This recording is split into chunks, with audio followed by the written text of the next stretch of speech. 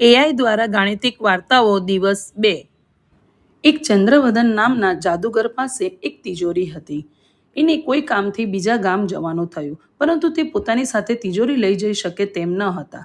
તેથી તેમને તિજોરીની આજુબાજુ 2 ફૂટની દૂરી ઉપર એક રેખા બનાવી અને તેમને જાદુ કર્યો કે કોઈ પણ વ્યક્તિ આ તિજોરી તરફ જો આગળ વધે છે તો એ દરેક ફીટ ઉપર અડધો થતો જશે।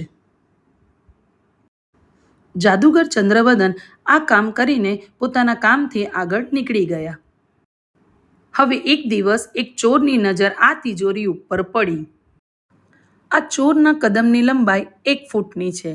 ચોરે જેવો વર્તુળની અંદર પગ મૂક્યો કે તેનું 1 ફૂટનું અંતર તો કપાઈ ગયું, પરંતુ તેની સાથે તેની હાઈટ અડધી થઈ ગઈ અને તેના કદમ પણ અડધા એટલે કે અડધા ફૂટના થઈ ગયા।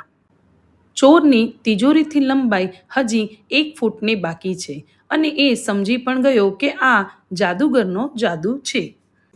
ચોરે વિચાર્યું, જો થોડા સ્ટેપ લેવામાં આવે તો તિજોરી સુધી પહોંચી જશે। તેણે તરત જ બીજો ફૂક ઉઠાવ્યો, પરંતુ હવે તેની હાઈટ તેનાથી પણ અડધી થઈ ગઈ અને તેના પગના કદમ એ 1/4 ભાગના થઈ ગયા। હજી તિજોરી સુધી પહોંચવા માટે અડધો ફીટ બાકી છે। પણ આ શું? હંમેશા જ્યારે એના કદમ આગળ વધે છે તો એના કદમની લંબાઈ કરતાં તિજોરી સુધીનું અંતર હંમેશા બમણું જ રહેતું હતું। ચોર તરત જ સમજી ગયો કે આ જાદુગરનો જાદુ નથી, પરંતુ આ ગણિતનો જાદુ છે।